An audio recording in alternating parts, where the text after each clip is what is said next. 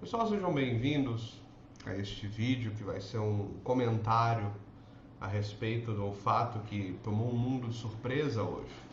Hoje todos nós, pelo menos aqui no Brasil, né, a gente acordou com essa notícia chocante, né? No dia 3 de janeiro de 2026, vou falar assim para ficar marcado, né, no vídeo, nós fomos realmente surpreendidos por uma notícia que, se a gente confirmar, se estiver confirmado em todos os detalhes, certamente representa um dos episódios mais graves e disruptivos da política internacional atual, que é a captura do Nicolás Maduro pelas forças especiais dos Estados Unidos em território venezuelano, na capital da Venezuela, provavelmente no próprio Palácio de Miraflores. E independentemente de qualquer posicionamento ideológico, está certo, está errado, nós estamos diante de um fato que levanta questões muito sérias do ponto de vista do direito internacional, da soberania, do uso da força, da legitimidade política e da estabilidade regional aqui da América Latina. Então, nesse vídeo aqui eu não vou fazer aula, não vou fazer slide, não vou fazer torcida política, eu vou fazer aquilo que eu me propus a fazer aqui no canal, no Aula Mundi, que é analisar juridicamente, institucionalmente, geopoliticamente aquilo que está em jogo. Porque, pelas informações que nós temos até o momento, Nicolás Maduro ele teria sido capturado por uma operação conduzida por forças especiais dos Estados Unidos, a famosa Delta Force. Importante destacar que a gente não está diante de uma prisão comum com base em cooperação judicial, extradição ou um mandado expedido por um tribunal internacional ou mesmo por um tribunal interno com base em jurisdição universal. Pela narrativa que a gente tem até agora, pelas coisas que a gente tem até agora, foi uma operação unilateral em território estrangeiro. E isso por si só coloca todo esse episódio uma tensão direta com princípios centrais da Carta das Nações Unidas, notadamente o princípio da proibição do uso da força e o respeito à soberania dos Estados.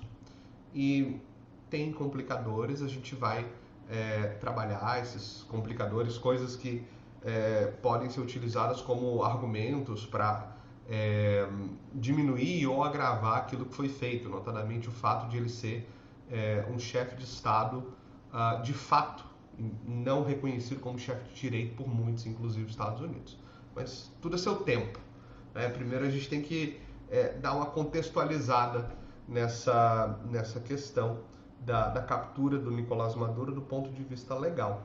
Porque a captura de um chefe de Estado em exercício por forças estrangeiras sem autorização específica, explícita do Estado ou de um órgão internacional, como o Conselho de Segurança, por exemplo, em alguns casos mais extremos a gente pode pensar até na Assembleia Geral da ONU, é algo, no mínimo, raro, né? Extremamente raro e juridicamente problemático, independentemente, de novo, das opiniões que a gente possa ter sobre o regime do Nicolás Maduro. Então, mesmo quando a gente argumenta com base em crimes internacionais, em sanções, em acusações graves, o direito internacional contemporâneo ele é muito cauteloso em relação a ações unilaterais como essas que foram tomadas hoje. Tá? Casos históricos, inclusive, mostram que intervenções diretas desse tipo costumam gerar mais instabilidade do que soluções duradouras. Se você tiver interesse nesses casos históricos, comenta que a gente pode fazer vídeo sobre isso, tá? Aqui eu vou tentar me focar o máximo possível nessa questão da captura do Nicolás Maduro. E dentro desse contexto, uma das perguntas que surge é: e agora? Tá, ele foi capturado, nós temos esses problemas relacionados ao direito internacional, da não intervenção, da soberania, do uso da força, se pode, se não pode, se estava justificado ou não, se era legítima defesa ou não, várias questões. Mas uma delas Agora, pensando assim, ele foi capturado, e agora? O que vai acontecer? Então, do ponto de vista legal, do ponto de vista formal, melhor dizendo, a gente tem que olhar também para aquilo que está estruturado na normativa venezuelana.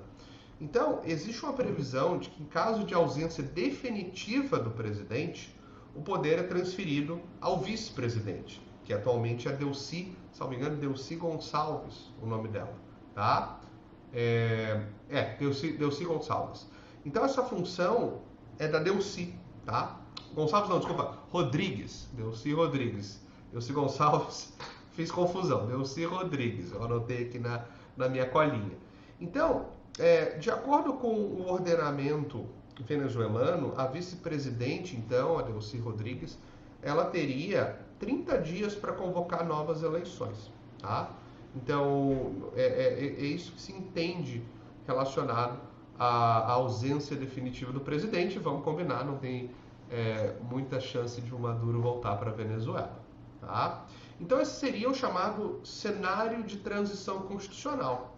Seria o mais limpo do ponto de vista legal, do ponto de vista jurídico, considerando o ordenamento venezuelano, mas talvez o menos provável do ponto de vista político. Então, refletindo com base nas informações que a gente tem até agora, eu penso inicialmente em 3 cenários, tá? 3 cenários possíveis para a Venezuela atualmente. O primeiro é esse, né, que é a transição constitucional. Então, nesse primeiro cenário de transição constitucional, a Delcy Rodrigues no poder tenta preservar a aparência de legalidade institucional e convocaria novas eleições. Ela assumiria interinamente e convocaria novas eleições, tá? Então, seria uma tentativa de suavizar aquilo que aconteceu hoje. Mas o problema é que isso exigiria, por exemplo, a cooperação especialmente das Forças Armadas, né, da Força Armada Nacional Bolivariana, FAMB, e das instituições e da máquina estatal. E todas essas instituições de serviço público, a própria máquina estatal venezuelana e principalmente as Forças Armadas, a FAMB, elas estão profundamente vinculadas ao regime do Maduro. Então, esse é um cenário que talvez não seja provável, pelo menos hoje, no dia 3 de janeiro, né? Para colocar um pouco mais de contexto, porque eu pensei nessa possibilidade, e, de novo, estamos diante de informações muito preliminares, vazou, né, uma informação de que o Marco Rubio, secretário de Estado dos Estados Unidos, fez menção a essa ideia de que há uma negociação em andamento. Então, talvez essa negociação em andamento resulte nesse primeiro cenário. Ainda é muito cedo para a gente saber qual o caminho que a Venezuela vai tomar, tá? Então, esse é o primeiro cenário, transição pacífica, tá? Pacífica, entre aspas. O segundo cenário seria o colapso do regime e a ascensão da oposição. Esse cenário, então, é aquele que a gente vislumbra a posse do Edmundo Gonçalves, tá? O Edmundo Gonçalves, que diz ter sido vencedor das eleições presidenciais do ano passado, ele foi o candidato da oposição, ele está em asilo, né? Está asilado, salvo engano, na Espanha, acho que está na Espanha, tá? E ele tem o apoio explícito da Maria Corina Machado, que ganhou o Prêmio Nobel recentemente, pela sua atuação como oposição na Venezuela. Aliás, o Edmundo Machado, Edmundo Gonçalves, ele assumiu a candidatura porque a Maria Corina Machado foi desqualificada. Então, esse seria o segundo cenário, tá? O colapso do regime e a ascensão da oposição. Mas aqui a gente tem que falar de um ponto crucial, tá? Isso foi falado inclusive hoje, né? Que o próprio presidente Trump, ele afirmou publicamente que a Maria Corina Machado, ela não assumiria o poder. E ele fundamentou essa fala dele alegando que ela não teria o apoio necessário. Então isso enfraquece enfraquece a possibilidade de atualmente, né, hoje, olhando hoje, tá, gente? Olhando hoje. Então, isso enfraquece a possibilidade de o Edmundo Gonçalves, apoiado pela Maria Corina Machado, de assumirem o poder. Então, esse é o primeiro ponto. E também tem um outro ponto que as declarações dadas, inclusive pelo próprio presidente Trump, reforçadas também de outra forma pelo secretário de Estado Marco Rubio, haveria uma coalizão liderada pelos Estados Unidos para administrar o país por tempo indeterminado. Então, isso também é uma coisa perigosa para o direito internacional e que tira também a legitimidade da oposição venezuelana em simplesmente tomar o poder e levar o país para um novo caminho. Tá? Então, essa ideia de que os Estados Unidos fariam a administração da Venezuela por tempo indeterminado, como foi declarado hoje, que eu estou gravando esse vídeo hoje, no próprio dia 3, do ponto de vista do direito internacional, isso é perigoso, se aproxima muito de uma ideia de uma administração externa. E a administração externa pelo direito internacional contemporâneo, pós-45, ele é algo muito controverso. Tá? É um tópico muito sensível e é um tópico muito controverso. Então esse seria o cenário 2, né? A tomada do poder pela oposição, e aí eu já fiz o contraponto ali dentro de que você tem o próprio governo americano que fez essa intervenção não confia tanto assim dessa oposição. E o terceiro cenário, que é um golpe militar interno, tá? Ou esquece golpe militar interno, é um golpe interno no sentido de que o chavismo, ele, né, perpetuado pelo Maduro e que tem ocupado ainda posições de poder, ele vai se manter no poder. Tá? Então, os Estados Unidos tentaram dar um golpe e eles também deram um golpe dentro do golpe. Tá? Esse seria o cenário 3. E esse pode muito bem ser um golpe militar. Tá? Ou os militares assumem diretamente, como, por exemplo, via ministro da Defesa, que é o general Vladimir Padrino López, que está no poder, está à frente do Ministério da Defesa, acho que tem mais de 10 anos. Isso é uma coisa assim, há muito tempo, tá, gente, que ele é ministro da Defesa. Então, ou pode ser diretamente os militares, um grupo militar, ou a estrutura chavista com o apoio decisivo dos militares.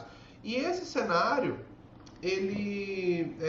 eu pensei nesse cenário, não só porque é óbvio que a Força Armada de um país é sempre um ator relevante na política interna, mas o próprio ministro da Defesa, que nas primeiras horas do dia muitas pessoas acreditavam que tinha morrido porque sua casa foi bombardeada, ele já se pronunciou prometendo resistência a qualquer intervenção estrangeira. As ordens de ativação dos coletivos já foram dadas e já há uma mobilização de parte das Forças Armadas venezuelanas.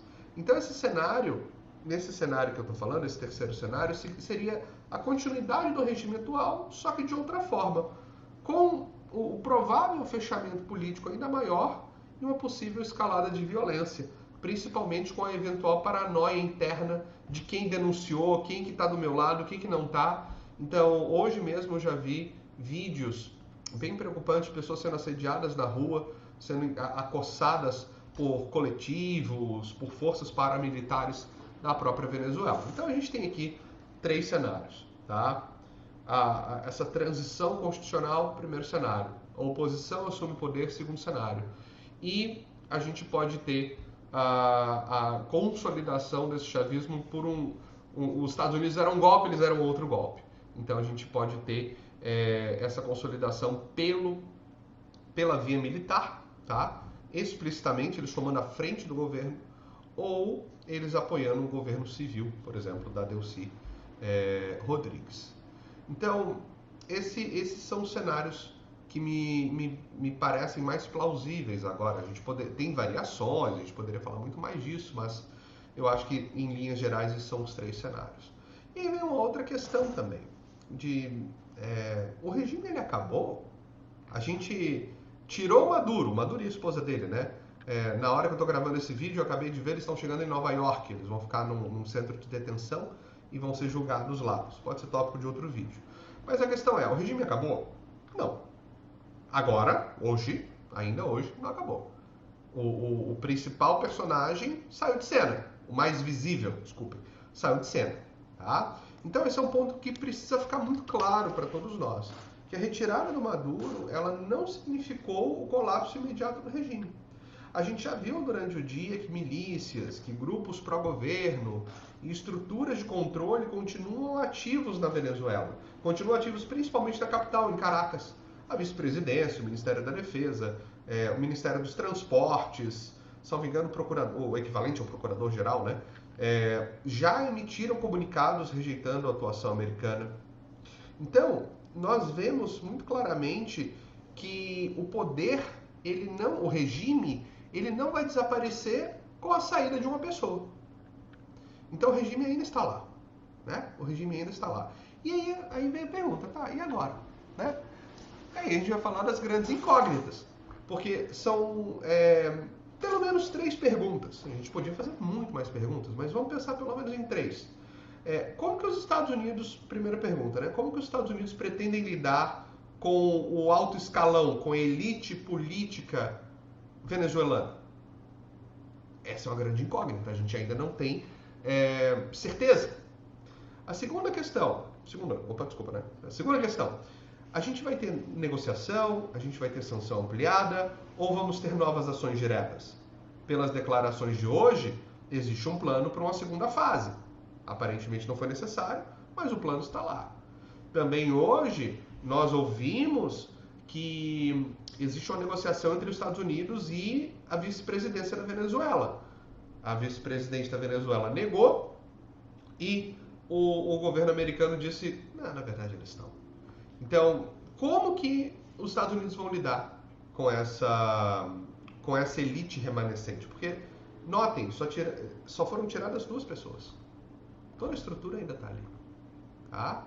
Então, esse é o primeiro ponto. E aí vem para essa outra questão. Negociação, sanções ampliadas, novas ações militares e talvez a mais importante de todas, principalmente nós que fazemos fronteira com a Venezuela, nós que temos aqui acolhido milhares de venezuelanos, uma pergunta a mais importante de todas, sem dúvida.